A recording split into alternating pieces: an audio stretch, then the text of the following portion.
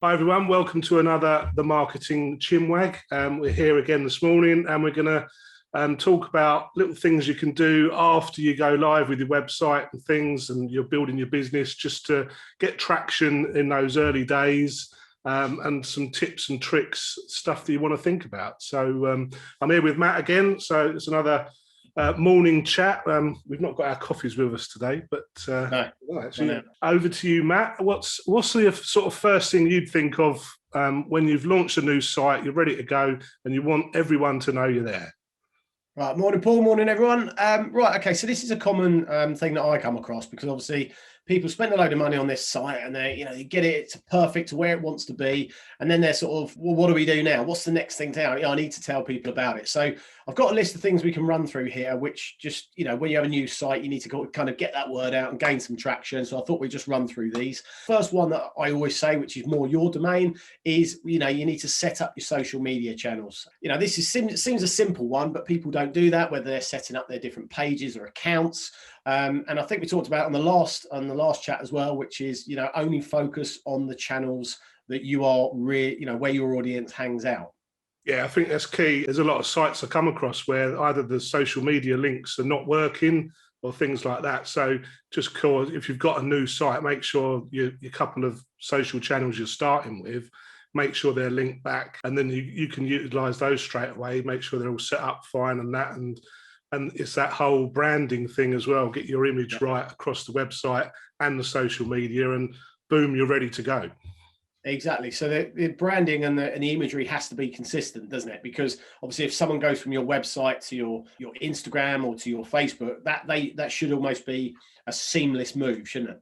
Yeah, I mean, that's one of the key things during the either website build or whatever you're doing is planning is essential. You've got to make sure you've got that identity. So photos using the same filters and your colors and your logo.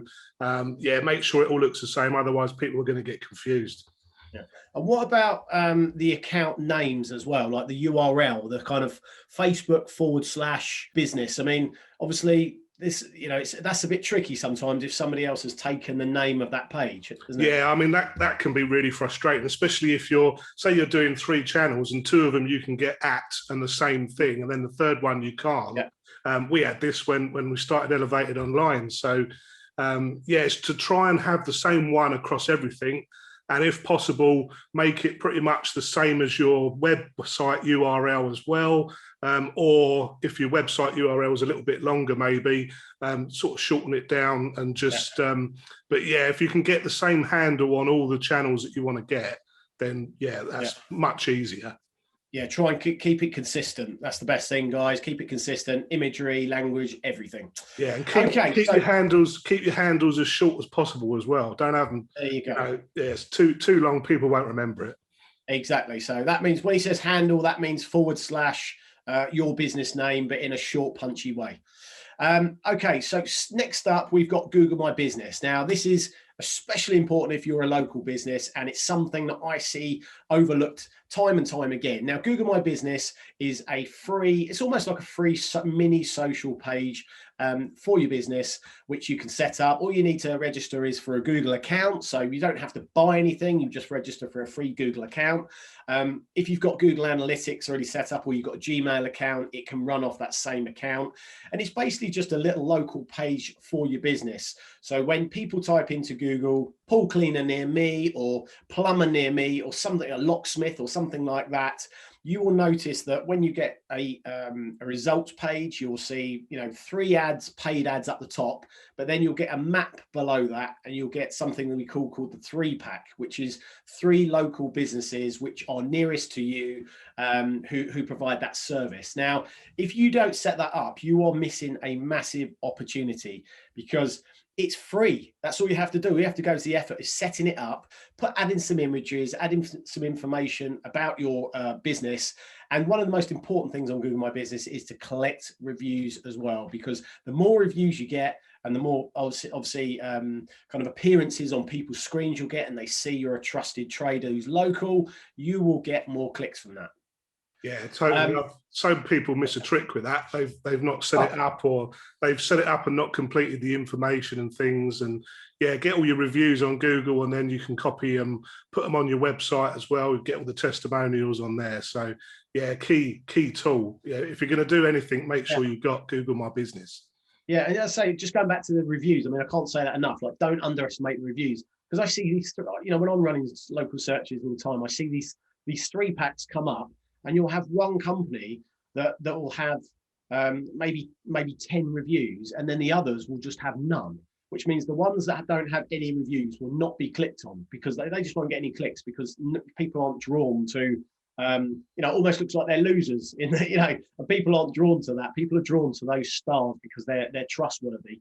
So if you can collect as many stars as possible, if you start getting 20, 30 5-star reviews on your Google My Business listing, you will pick up so much business. I mean, a good example is to look at estate agents. Estate agents are very hot on this, and some of them have 100 reviews because it's such a competitive industry. So if someone, you know, if your business gets 100 reviews, you will clear up in the local area. So definitely worth it. So get your Google My Business set up. Just, you know, go to Google My Business and get it set up.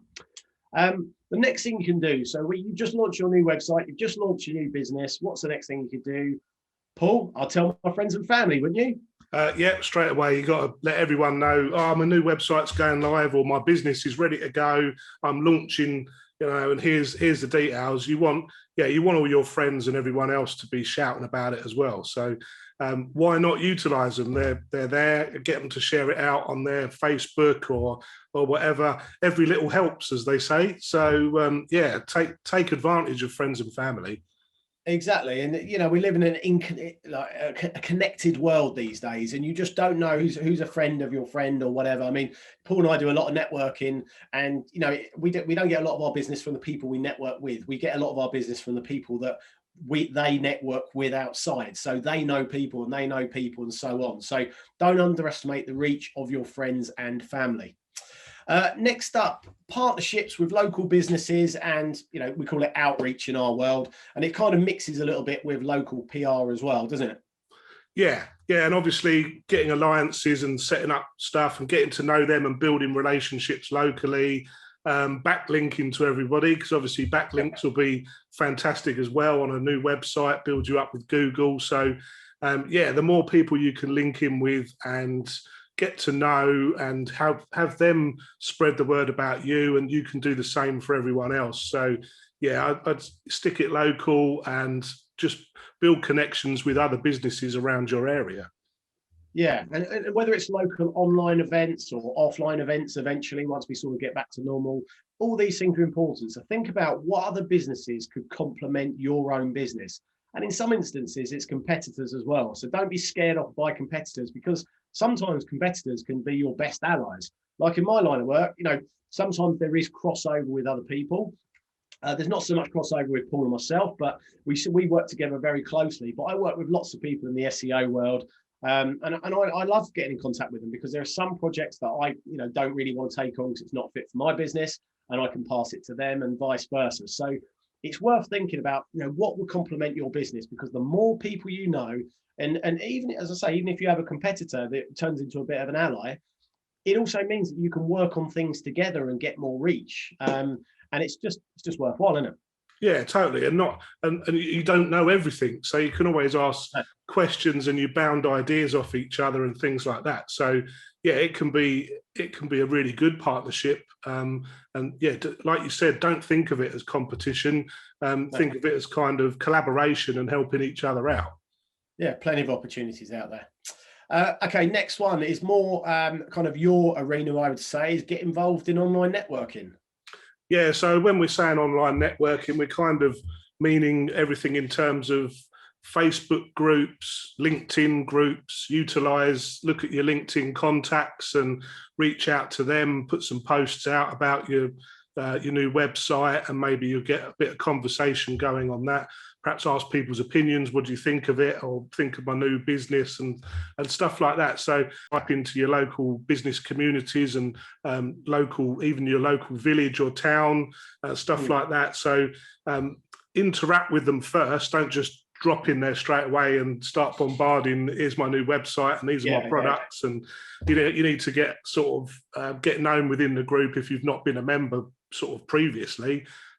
Chat with them on stuff that's on there and show your opinion and show how you can help and make comments on other people's stuff, and then start dropping your links in there as well. But think of it as a whole kind of online version of perhaps what you do offline in terms of your business networking and stuff like that. Get involved in the groups. That's a great way. Facebook's really pushing that, the whole community thing, and everyone talking to each other. So get involved in conversations.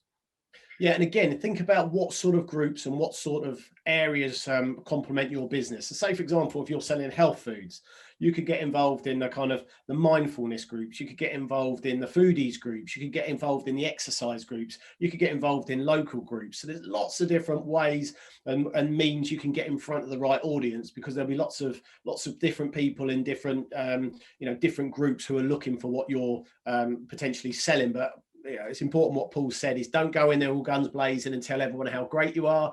Just go in there, chat to people, try to add. What I try to find is, my strategy is more, if I can go in there and add solutions to problems, add value, help people and become that kind of trusted source, then people tend to share your comments. You get more engagement that way, more exposure, and then people click on your profile and then they come and see what you're all about, don't they? Yeah, totally. That's the whole ethos with social media for me, is to go in first with a kind of, how can I help and educate and inform and make things better for people or solve problems and share knowledge, rather than steamrollering in and I'm a salesman and I'm going to sell. So I totally agree on that. Best way to do it.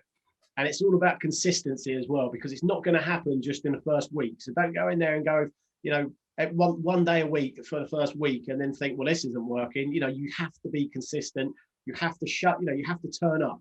That's what you have to do. You have to be part of the furniture. You have to let people know, you're there on a regular basis, that you're there to help and you are a go-to person for expertise in your area.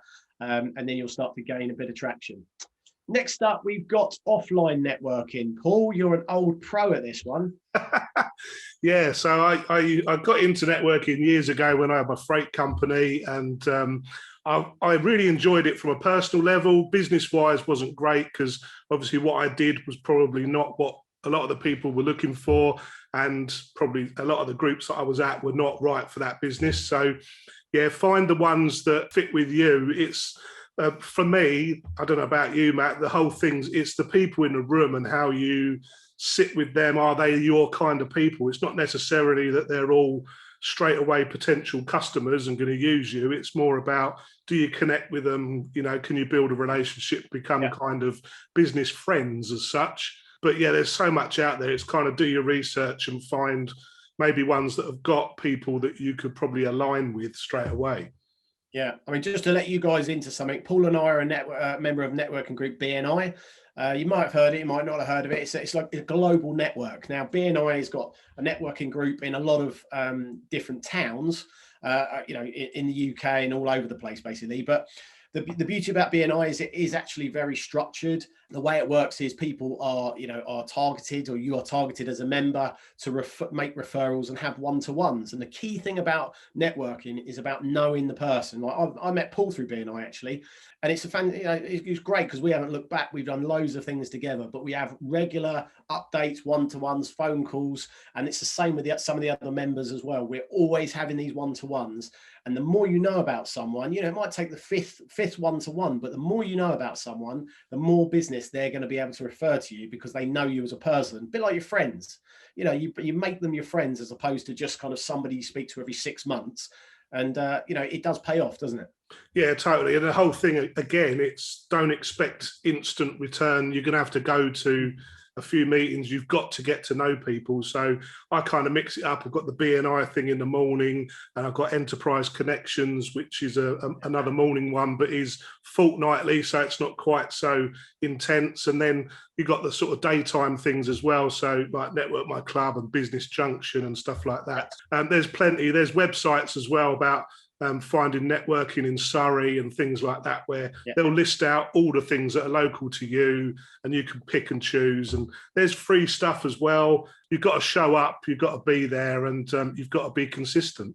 You can find a lot of these on LinkedIn and on Facebook as well. But like Paul said, some of them are paid. And I know paid networking turns a lot of people off, okay? But when people pay for something, they've got some skin in the game. They're incentivized because it's a bit of pain. Do you know what I mean? It's a bit of pain. So if you've paid for something, you want your money's worth. So people are going to try harder. Free networking can be a little bit hit and miss because obviously some people are literally just, they don't understand it. They're there just to get sales and sell themselves. And if it doesn't work, they go away. Whereas, when it's a paid thing, I think that's certainly more structured and more successful, isn't it? Yeah, totally. And then you feel like you've got to turn up and you've got to put your bit in. So the more you put into something, the same with your online stuff, the more you put in, the more work you do, the more you're going to get out of it. Exactly.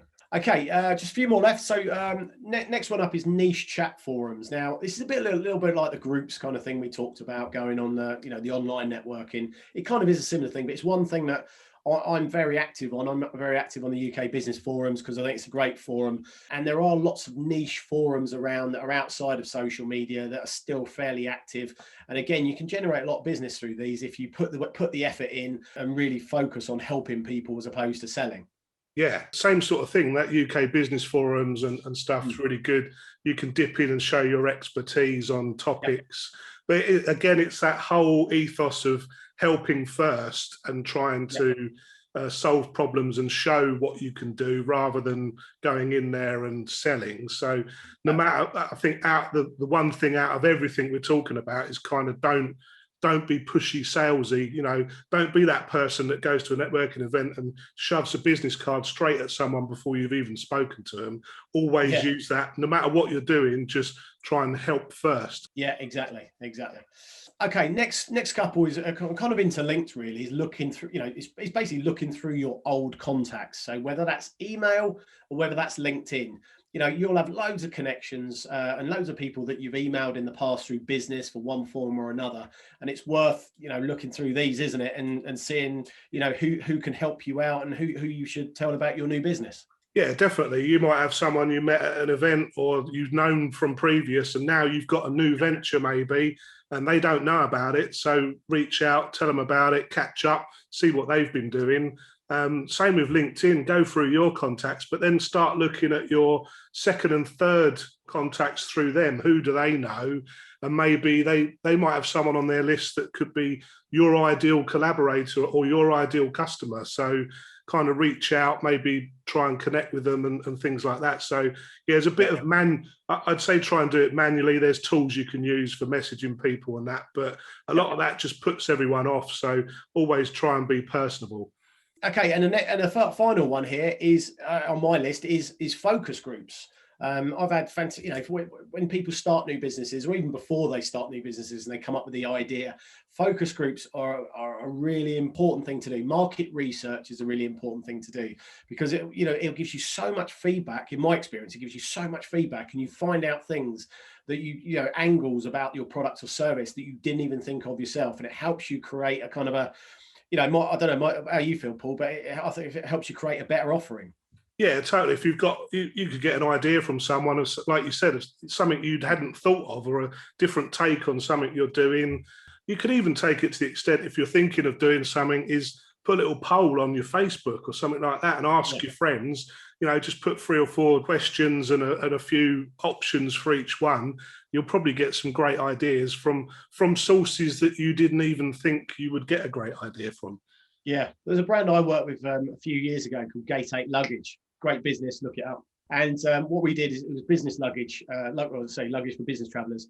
And it was all kind of in cabin, kind of right size fit and everything else for the airlines. And what we did is it was about 15, 20 in the end. We did it quite a few times. And we got people to a coffee shop in London. All we did was just say, right, come and have some coffee, tea and cake. And, these people came along off their own back and just helped us develop products, actually sat down and said, right, okay, I like this, I don't like this. And we sounded them out. And, not only did we get some great information on products before the company actually threw loads of money at product development and creating it, but it was also the fact that these people turned into kind of real fans of the business because they felt important that you were asking their opinion. And then they went away on social media and they started sharing it, and they started sending blog posts and everything on their travels.